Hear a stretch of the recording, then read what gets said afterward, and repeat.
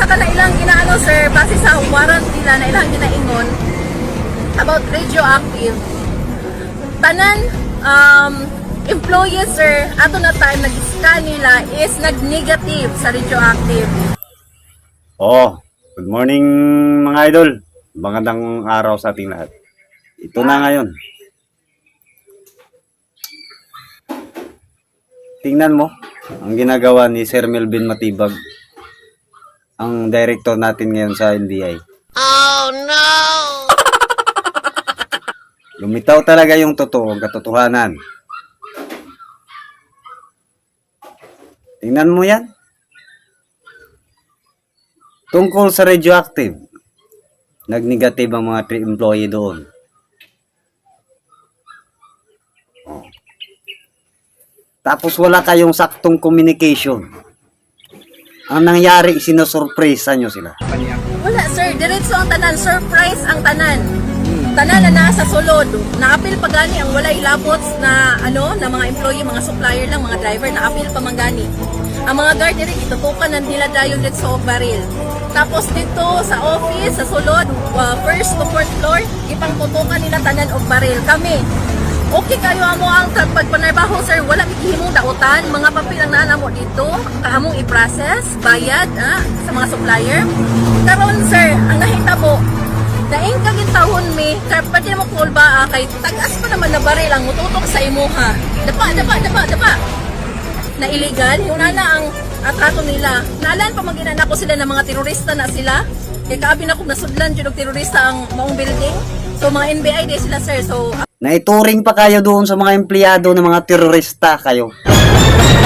Bakit? Dahil pa bigla-bigla kayo sumulpot doon. Sana all. Mga loko-loko talaga. So after na, ipadapa. Walay proper communication. Walay proper na communication. After atong ipagawas mi. Ipagawas mi maliban sa mga nagdumala.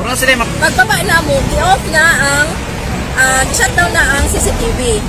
So karon kami sir gipatapok may sa gawas sa building. Kung sa man ilang gipangbuhat sir sa tibuok area na crime scene ang ilang gina-term. Sa tibuok dito, wala namin kabalo. Kapag ang mga papilis, ang mga bag apre pati mga pitaka mo nang naay mga nawanan o mga cash, mga gamit nila. Sus, ito pa. Grabe talaga. Oh Grabe, no! intindi nyo. Pinalabas nyo mga tao. Pinatay nyo ang CCTV. Lahat ng mga CCTV, pinatay nyo. Anong ginawa nyo? Ay, hindi na naman natin pwedeng bigkasin dito na ganon-ganon na nagnakaw kayo. Sir Melvin Matibag, mga NBI, pasensyahan na lang tayo. Sorry.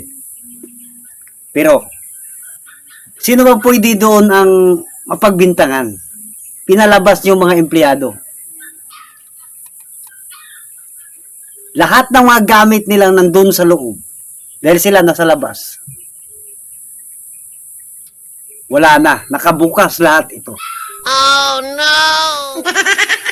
Ha? Yan ang ibig sabihin. Nakabukas. May mga nawalan ng gamit.